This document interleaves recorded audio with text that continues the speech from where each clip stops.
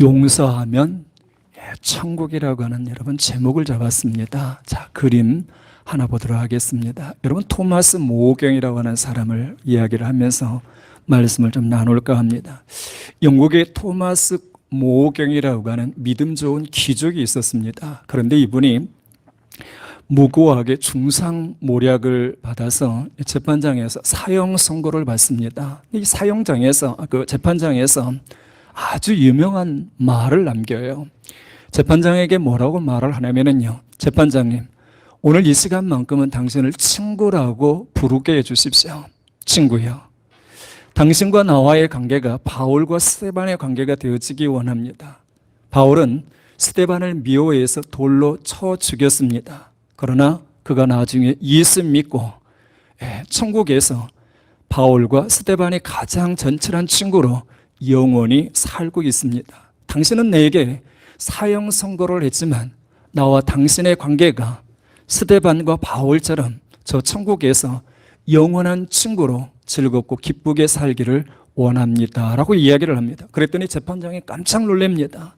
나는 당신에게 사형 선고를 언도하는데 어떻게 당신은 내게 그렇게 선한 말을 할 수 있습니까? 라고 이야기했을 때에 여러분이 토마스 모경이 뭐라고 이야기하냐면, 내가 그렇게 할 수 있는 것은 예수님께서 내게 먼저 큰 긍휼과 용서를 베풀어 주셨기 때문입니다 라고 이야기합니다. 하나님께서 그 받은 그 긍휼과 용서를 어떻습니까? 내가 먼저 경험했기 때문에 내가 당신에게 그렇게 할 수 있습니다라고 지금 이야기하고 있습니다. 용서에는요, 이렇게 깊은 가마력이 있습니다. 용서에는 선한 열매가 맺혀지는 것이에요. 저는 그래서 이 시간에 용서하면 천국이라고 하는 이 제목을 가지고요, 우리 식구들이 내가 용서해야 될 사람이 누군가를 한번 생각해보고 깨닫고 그들을 용서할 수 있는 은혜가 있었으면 좋겠습니다. 여러분, 오늘 성경의 말씀 속에서 그러면 우리가 왜 용서해 줘야 되는가? 본문을 다시 한번 봐보십시오.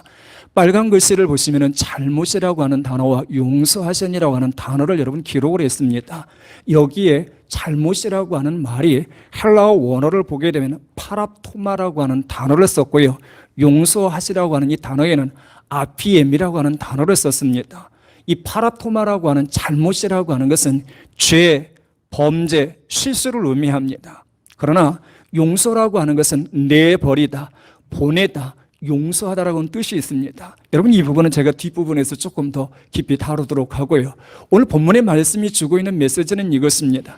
우리가 이 땅에서 사람이 잘못한 것이 있어서 내가 용서하게 되면은 하나님도 저를 용서해 주시겠다는 겁니다. 그러나 내가 이 땅에 있으면서 잘못한 사람이 있지만 내가 용서하지 않으면 어떻습니까? 하나님께서도 여러분 용서하지 않겠다라는 것이에요. 그러니까 내가 용서받기 위해서는 어떻게 해야 됩니까? 나도 사람들의 잘못을 무엇해야 되겠어요? 용서해야 된다라고 하는 것을 보여주는 거예요.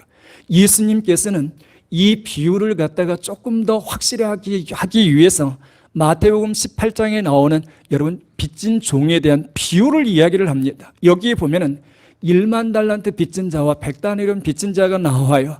1만 달란트라고 하는 것이 얼마나 많은 돈이냐면요, 하루를 만약에 5만 원으로 여러분 일당을 환산하게 되면은 한 달란트는 여러분 6천 데나리온입니다. 이것을 계산해 보면은요, 물론 금액이 그때그때 조금 차이가 있겠습니다만 하루의 일당을 5만 원으로 계산하면 1만 달란트 빚진 자는 우리 돈으로 환산하면 얼마의 빚을 지고 있냐면 3조의 빚을 지고 있는 겁니다. 그리고 100다니엘 빚진 사람은 어떻습니까? 500만 원의 빚을 지고 있는 거예요. 요세푸스 여러분 연구가의 그 역사가에 의하면은요, 유대 전 지역이 세금을 내는 것이, 로마에다가 세금을 바치는 것이 얼마였는가? 당시에 800달란트라고 이야기를 했어요. 그러니까 1만 달란트 빚은 어떻습니까? 엄청나게 많다는 것입니다. 이 빚진 종이 임금에게 와서 이야기를 합니다. 조금만 기다려주세요. 조금만 기다려주시면 내가 이 빚을 갚겠다라고 이야기합니다. 임금이 불쌍히 여겨서요, 그 사람의 빚을 탕감해줬어요. 기분 좋게 룰루랄라 하면서 대고를 나오는데 자기에게 100다니엘은 빚진 사람이 보입니다. 빚진 사람에게 이야기하면 너 왜 빚 안 갚아라고 이야기합니다. 갚겠다고 사정합니다. 그런데도 그 사람을 옥에다가 집어넣어 버렸어요. 그 모습을 옆에 사람들이 보고 아주 민망하지 않았겠습니까? 결국은 그것을 이야기를 임금에게 했더니 임금이 그 사람을 다시 불러서 이 악한 종아, 내가 너를 용서해 줬으면 너도 다른 사람을 용서해 줘야 되지 않느냐라고 하면서 빚을 갚을 때까지는 어떻게 옥에 집어넣어버렸다라고 하는 이야기. 그러면서 뭐라고 이야기하냐면 마태복음 18장 35절에서 너희가 각각 마음으로부터 용서하지 아니하면 나의 하늘 아버지께서도 너희에게 이와 같이 하시리라고 이야기합니다. 우리가 사람들에게 어떻습니까? 내가 용서하기 어려운 사람, 내가 정말 저 사람만은 용서하기 어려운 사람, 그런 사람이라도 용서를 해야만이 하나님께서도 어떻게 해요? 나를 용서해 주신다라고 하는 사실이에요. 우리의 죄가 얼마나 무서운가를 여러분 아셔야 돼요. 여러분, 작은 죄는 작으니까 조금밖에 안 되고요, 큰 죄는 크기 때문에 여러분 죄의 벌이 크다고 생각하면 안 됩니다. 여러분, 작은 죄가 됐든 큰 죄가 됐든 죄는 뭘 가져오는가? 사망을 가져오는 것을 아셔야 돼요. 내가 짓는 죄가 10,000달란트 빚진 자처럼 여러분 크다는 것을 깨닫게 되면 어떻습니까? 누가 나에게 죄를 범했든 잘못을 저질렀든 나는 어떻게 하게 되어 있어요? 용서해 줄 수밖에 없다라고 하는 것이 오늘 성경에서 이야기하는 거예요. 목사님, 나는 다른 사람들은 다 용서해도 저 사람 한 사람만은 용서할 수가 없습니다라고 말을 한다면 아직 그 사람은 어떻습니까? 죄의 값을 모르고 있는 사람이에요. 또는 사지의 은총과 구속의 은총을 체험하지 못한 사람이라고 말을 할 수가 있습니다. 예수님이 우리들에게 주기도문을 가르쳐주면서 뭐라고 이야기해요? 마태복음 6장 12절에 보면 우리가 우리에게 죄진 자를 사하여 준 것 같이 우리 죄를 사하여 주옵시고 그랬습니다. 이 말을 여러분 뒤바꿔 보면 무서운 기도가 되어집니다. 하나님, 내가 나에게 저 사람 용서해 주지 않으면 하나님도 내 죄 용서하지 마세요. 그렇게 되어지는 거예요, 여러분요. 무서운 기도입니다, 여러분요. 예수님은요, 우리가 완전하지 못한 것을 알았어요. 우리가 실수하는 걸 알고요, 범죄하는 것을 알고요, 허물이 있는 것을 알기 때문에 예수님이 뭐예요? 먼저 용서해 주시고 그 다음에 우리에게도 용서하라고 이야기하는 거예요, 여러분요. 용서가 얼마나 중요하면 성경에 용서에 관한 성경 구절이 많겠습니까? 골로새서 3장 13절의 말씀을 보면 누가 누구에게 불만이 있거든 서로 용납하되 서로 용납하여 피차 용서하되 주께서 너희를 용서하신 것 같이 그리하고 그랬어요, 여러분요. 내가 어떻습니까? 누구를 갖다가 이렇게 보았을 때에요, 불만이 생기거든요. 원어에서는 폼페라고 하는 단어를 썼습니다. 내가 탄식할 사람이 생겼어요. 저 사람만 생각하면 탄식이 나와요. 여러분, 책망이 나옵니다. 그런 사람이 생각이 나면 어떻습니까? 용서해 주라는 겁니다. 그래야 어떻게 주님께서도 우리를 여러분 용서하신다라는 게 마가복음 11장 25절의 말씀을 보면 우리가 서서 기도할 때 아무에게나 혐의가 있거든 용서하라. 그리하여 너희 하늘 아버지께서도 너희 허물을 사하여 주시리라 그랬어요. 여기에서 여러분 혐의가 있다라고 하는 것이 부정대명사를 썼는데요, 이것은 어떤 사람이든 누구든지를 이야기합니다. 어떤 사람이 되었든 간에 어떻습니까? 뭐 하라고요? 성경은 용서하라고 여러분 이야기하고 있는 거예요, 여러분요. 그런데 우리는 대체적으로 어떻습니까? 다른 사람의 여러분 티를 보면서 내 들보를 보지 못하는 거예요.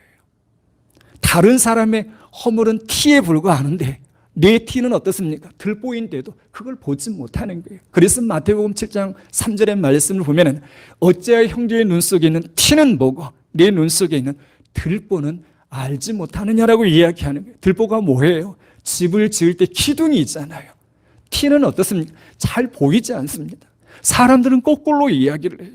다른 사람에게 대해서는 어떻습니까? 관대해야 되거든요. 나에 대해서는 좀 단호할 필요가 있습니다. 그런데 이것을 반대로 생각을 해요. 나는 관대하고요. 다른 사람에 대해서는 어떻습니까? 아주 엄한 경우가 있어요. 그건 아니라고 하는 것을 지금 이야기하는 거예요. 예수님도 기도할 때 뭐라고 기도하는가 봐보세요. 누가복음 23장 34절에 보면 아버지 저들을 사하여 주옵소서 자기들이 하는 것을 알지 못하나이다라고 이야기했어요. 주님이 여러분 기도할 때 봐보십시오. 모르는 것까지도 어떻습니까? 용서해 주라는 거예요, 여러분요. 저들이 모르고 하는 그 행동까지도 뭐하고 있는가? 성경은요, 용서해 주라고 여러분 이야기하고 있는 거예요. 죄를 용납하라는 소리는 아닙니다. 죄를 용납하는 것은 죄와 짝하는 것이거든요. 고린도전서 13장 6절에 보면 사랑은 불의와 뭐라고 이야기합니까? 불의를 기뻐하지 아니하며 그랬어요, 여러분요. 여기서 말하는 것은 뭐예요? 하나님 앞에 회개한 것을 이야기하는 거예요. 하나님 앞에 어떻습니까? 우리 죄를 고백한 그것을 여러분 용서하는 것을 여러분 이야기하는 거예요. 우리가 살아가면서도 이 말씀을 들으면서 목사님, 저는 용서할 사람이 하나도 없어요.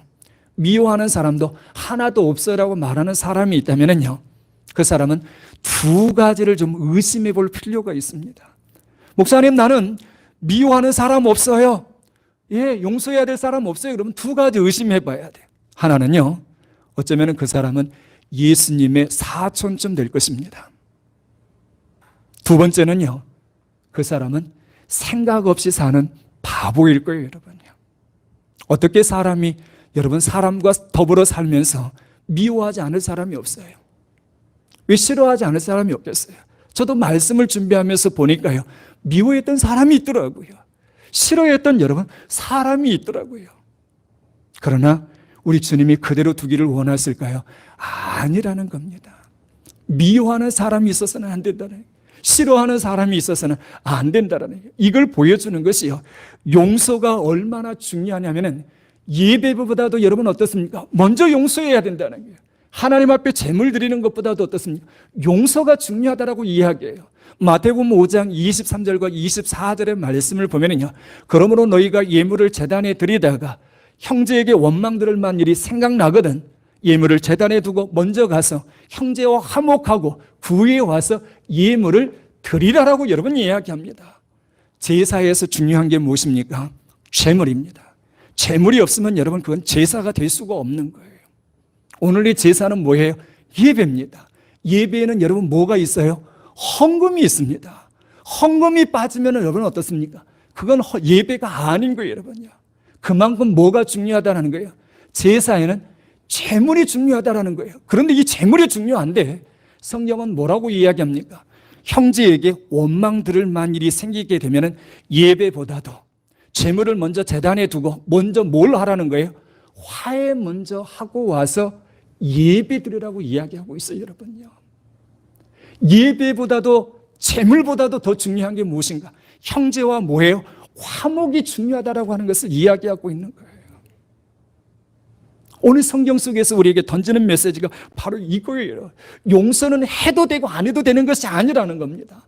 내가 살 수 있는 길이 무엇인가? 그게 용서라고 하는 것을 보여주고 있어요. 사람들은 쉽게 내 생각에는 내 상식으로는 왜 저래? 말도 안 돼 그래요. 아버지가 저럴 수가 있어, 엄마가 저럴 수가 있어, 형제가 저럴 수가 있어, 집사가, 장로가, 목사가, 교회가 왜 저래? 이런 사람들이 있어요.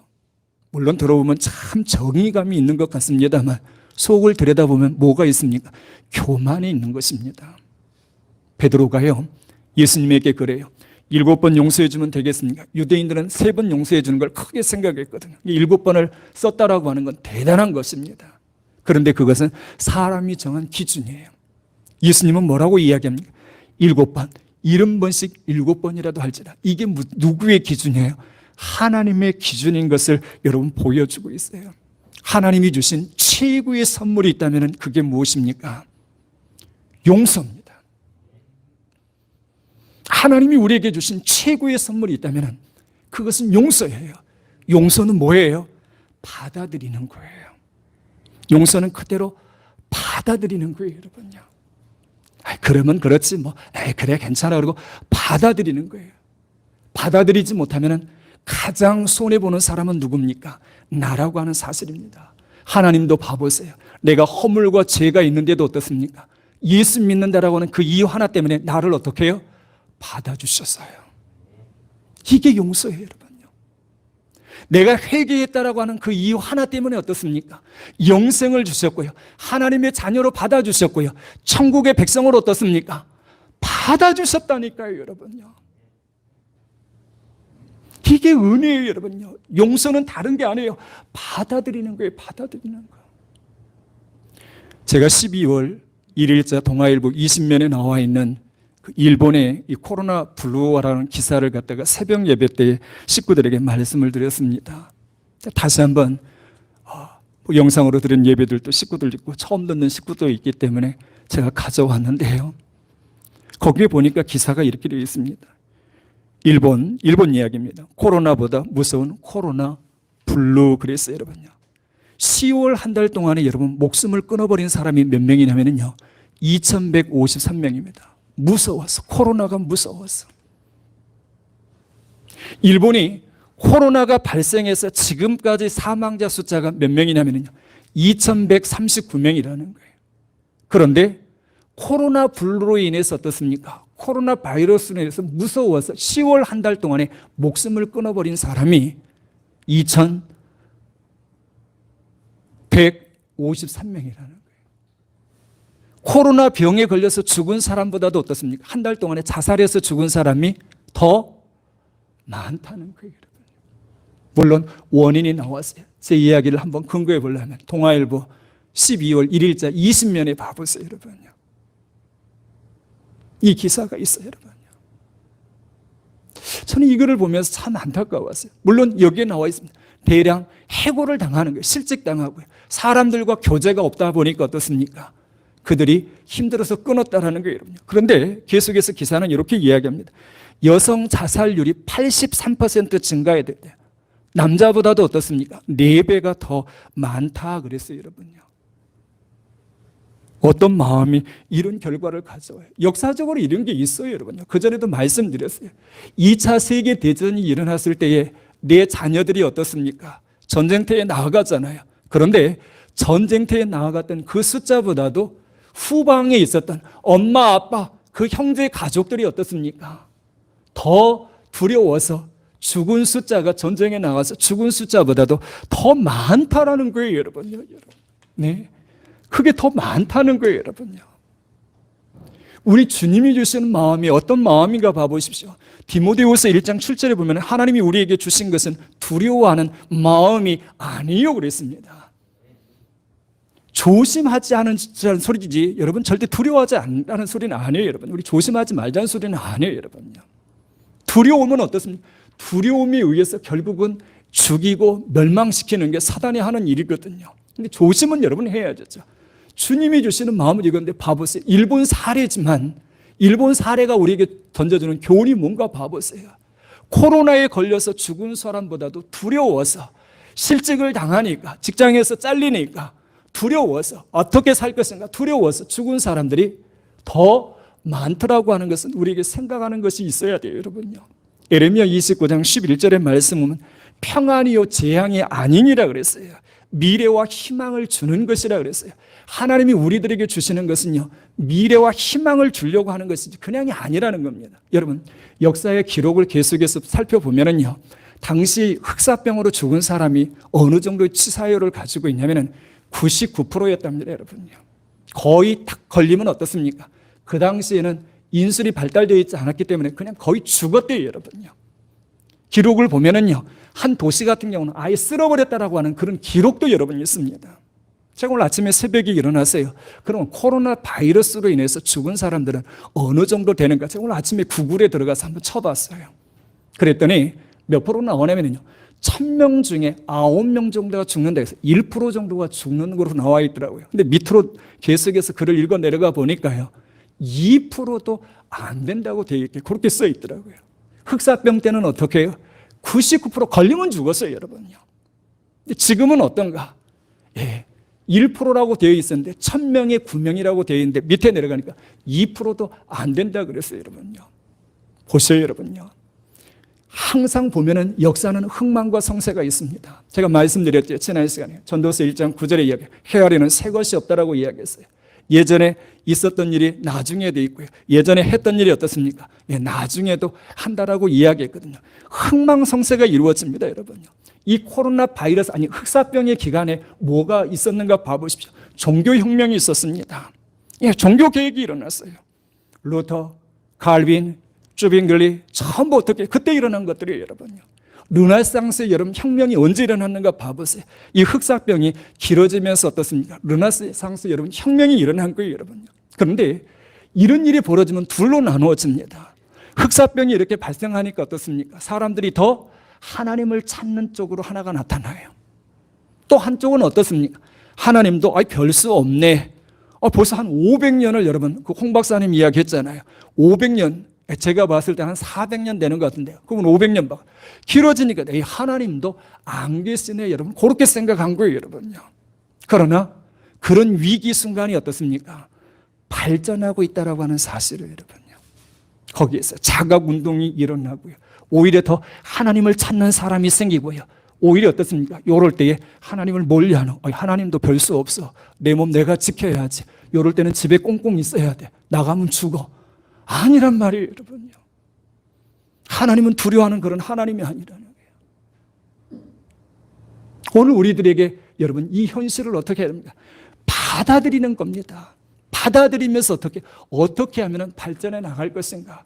요걸 여러분 우리가 생각을 해야 돼요. 우리가 살아가면서요, 많은 것을 여러분 영양을 섭취를 합니다. 먹습니다, 여러분요. 사람들에게 칭찬을 여러분 먹기도 하고요. 어떤 사람에게는 욕을 먹기도 하고요. 어떤 사람에게는 어떻습니까? 험담을 여러분 먹기도 해요. 내가 원하든 원치 않든 어떤 사람은 나를 칭찬하고요. 어떤 사람은 나를 욕합니다. 어떤 사람은 어떻습니까? 나를 험담합니다. 그러나 나는 어떻게 해야 돼요? 어쩔 수가 없어요, 여러분. 그걸 잘 먹어야 돼요, 여러분요. 그 사람이 나를 욕하는데 뭐라고 이야기해요? 그 사람이 나를 비방하는데 뭐라고 이야기해요, 여러분요? 나는 그것을 잘 먹고 어떻게 해요? 소화시켜야 돼요, 여러분요. 누가 뭐라고 나를 말하고요, 나를 비난하고 나를 욕한다 할지라도 어떻습니까? 나는 그것을 잘 먹어서 어떻게 소화시켜서 내보내야 돼요, 여러분요. 아까 용서라고 하는 원어의 뜻이 뭐라고 이야기했어요? RPM이라고 그랬잖아요. 내버리다 그랬어요. 내보내다 그랬어요. 내보내다, 여러분요. 여러분, 우리가 살기 위해서는 어떻습니까? 내보내야 돼요, 여러분요. 만약에 여러분이 식사를 해서 먹어요. 아침 먹고 점심 먹고 먹는데 뒤로 배설하지 않으면 어떻게 됩니까? 내가 뒤로 배설하지 않는다는 소리는요, 죽겠다는 것과 여러분 다를 바가 없는 거예요.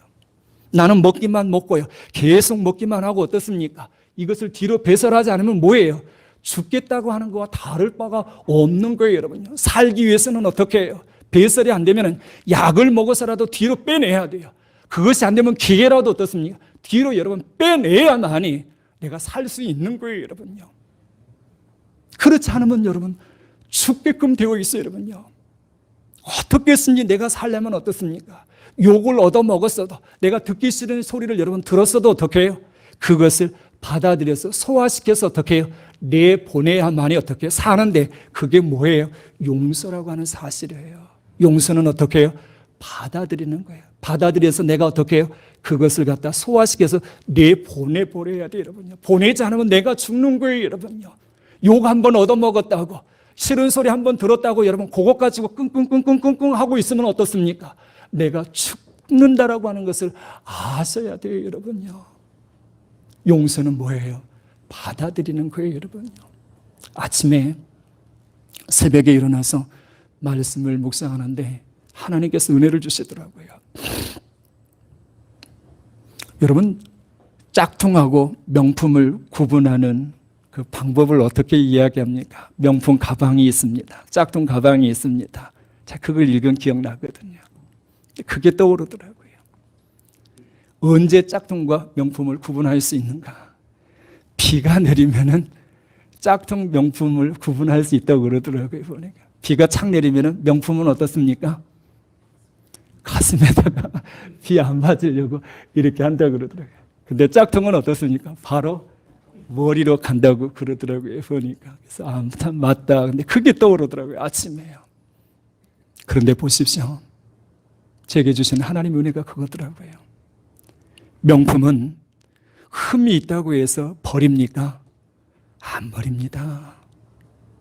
수선을 하든지 아니면 손질을 해서라도요, 명품이기 때문에요, 그것을 더 여러분 간직을 합니다. 그런데 사람을 한번 생각해 보세요. 사람과의 관계 속에서요, 다른 사람을 받아들이지 못하면 어떤 일이 생각합니까? 사람들은 나하고 틀어지면은, 이 어떻습니까? 관계가 어긋나면 어떻습니까? 사람들은 정리를 해버립니다. 다시는 안 본다고 그럽니다. 너 같은 인간은 다시는 안 본다. 정리를 해버립니다. 이렇게. 뭐 하는 거예요? 일만 내가 빚진 자라는 걸 모르는 거예요, 여러분요.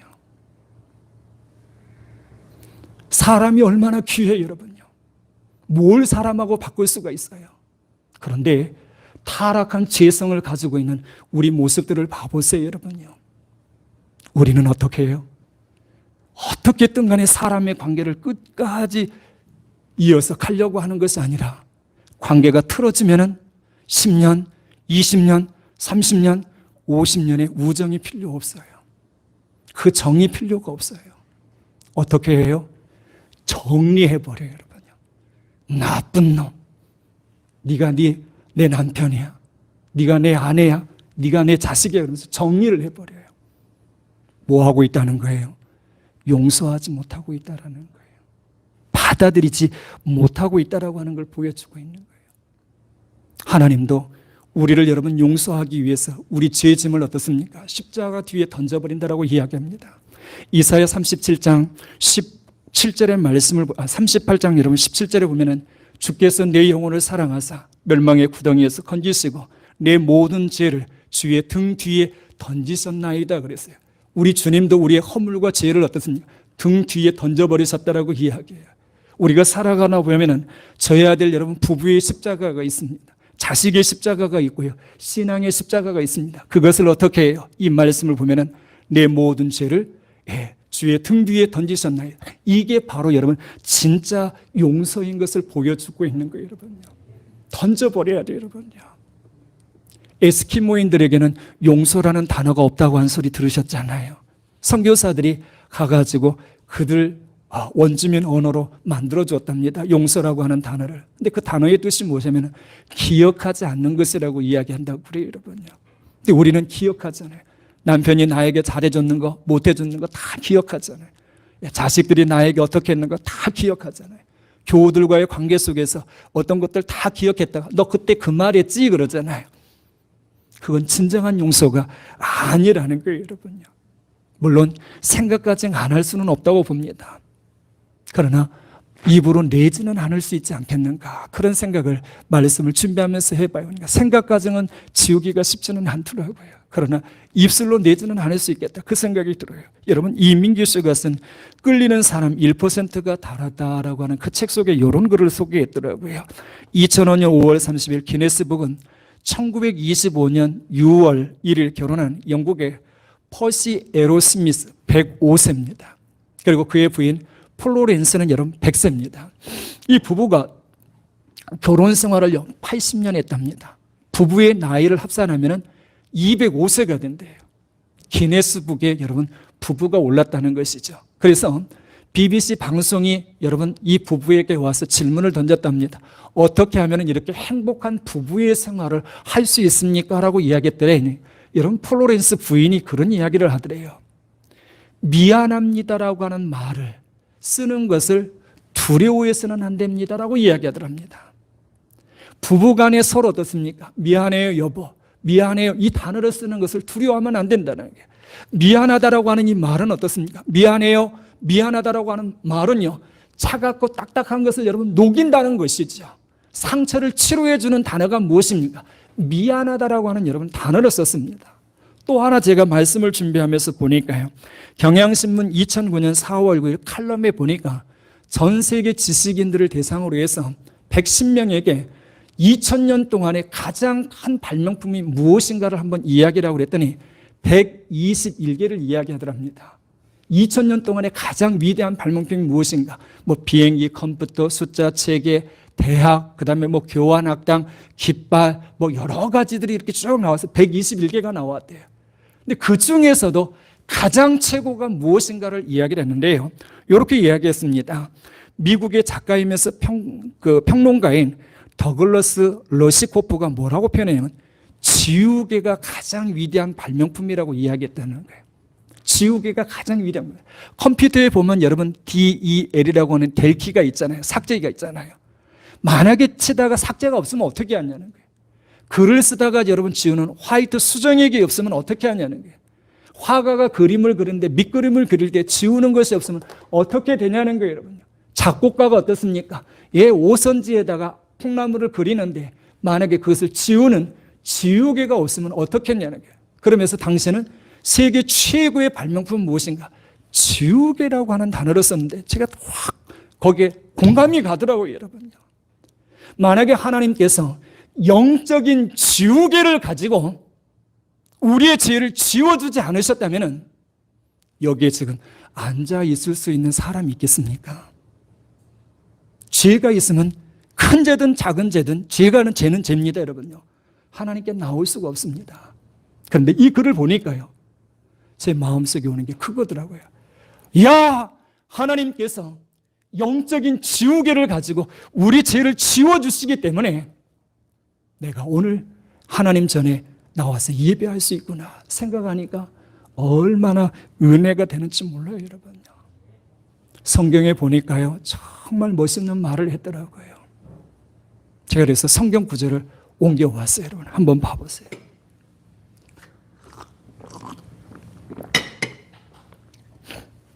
넘겨봐. 여러분, 이거 봐보세요. 너무 귀한 말씀이더라고요.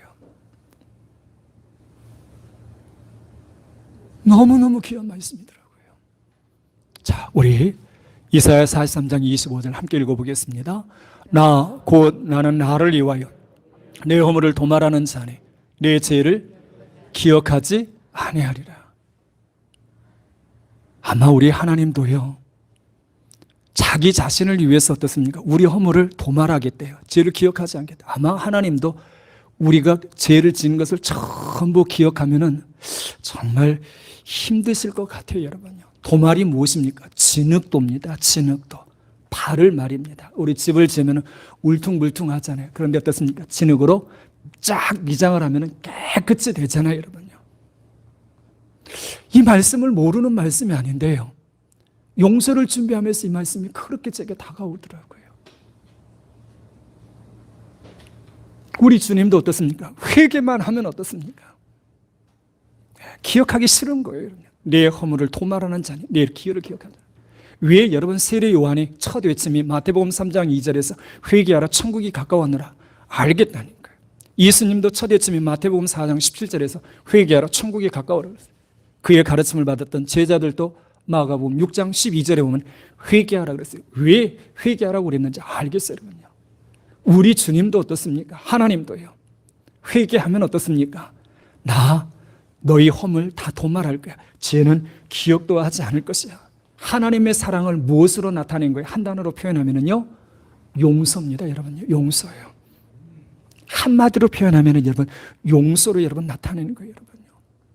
우리 가운데 마음이 답답하신 분이 계신다면은 아직도 내가 용서하지 못한 사람이 있지 않는가 보셔야 돼요. 평안이 없다라고 하는 건 내가 아직도 미워하는 사람, 용서하지 않는 사람이 있기 때문에 그런 것입니다. 그런 사람이 생각나면은요, 정말 진심으로 어떻습니까? 여러분이 용서해 줘야만이 하나님께서도 어떻습니까? 나를 용서해 주신다. 너희가 사람의 잘못을 용서하면 너희 하늘 아버지께서도 너희 잘못을 용서하시려니와 너희가 사람의 잘못을 용서하지 않으면 너희 아버지께서도 너희 잘못을 용서하지 아니하리라 그랬어요, 여러분요. 내가 용서받고 싶으면 어떻게 해요? 무엇해야 돼요?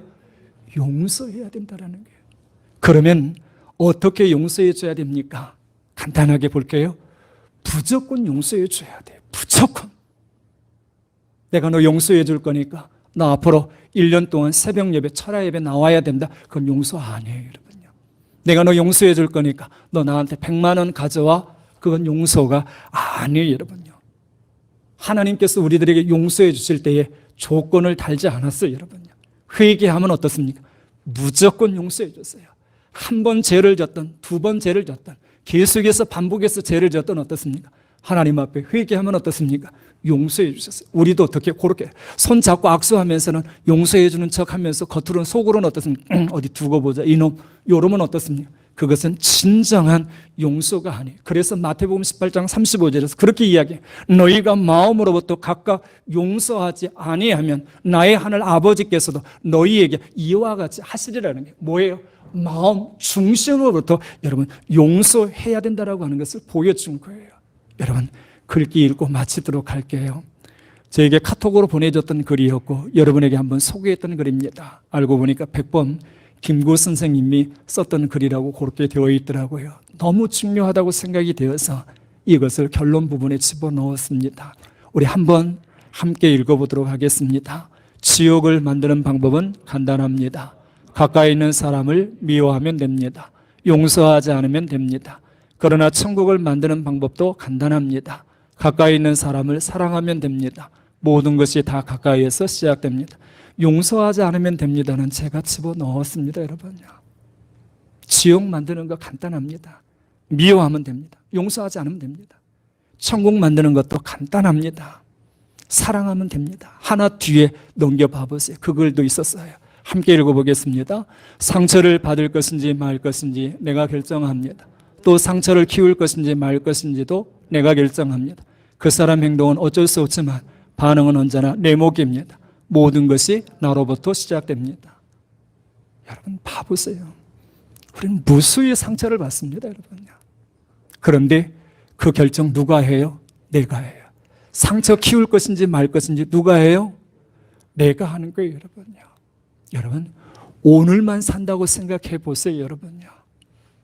오늘만 산다고 생각해 보세요. 미워할 사람 없습니다, 여러분요. 남편 미워할 거 없습니다, 여러분요. 아내 미워할 수가 없습니다. 오늘만 산다. 오늘만 내 시간이라고 생각해 보세요. 여러분 잘하려고 할 것입니다, 여러분요. 어떻게 해서든지 내 아내 잘해주려고 할 것입니다. 네. 제가 심리학을 공부하면서 직감 상담 들어갔는데 우리 그거 있었거든요. 하루만 있다면 그거 도표 짜거든요. 그래서 발표하는 시간이 있었거든요. 그런데 다 발표자들이요. 예, 우리 그때 뭐 소그룹이 가서 하는 거니까요. 다 한 가지로 귀결되는 것은 가정입니다, 여러분요. 네. 가정으로 돌아옵니다, 여러분. 전부들 보여주는 것이.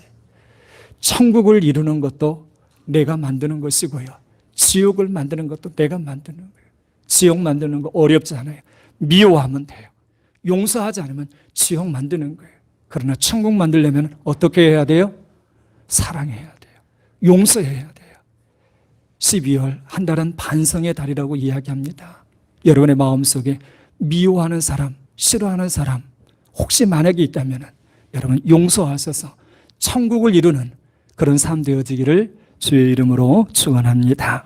살아계신 하나님 감사합니다. 우리가 살아가노라면 원하든 원치 않든 싫어하는 사람도 생기고 미워하는 사람도 생겨집니다. 그러나 용서는 받아들이는 것입니다. 상처를 받을 것인지 말 것인지 상처를 키울 것인지 말 것인지 전부 내가 결정합니다.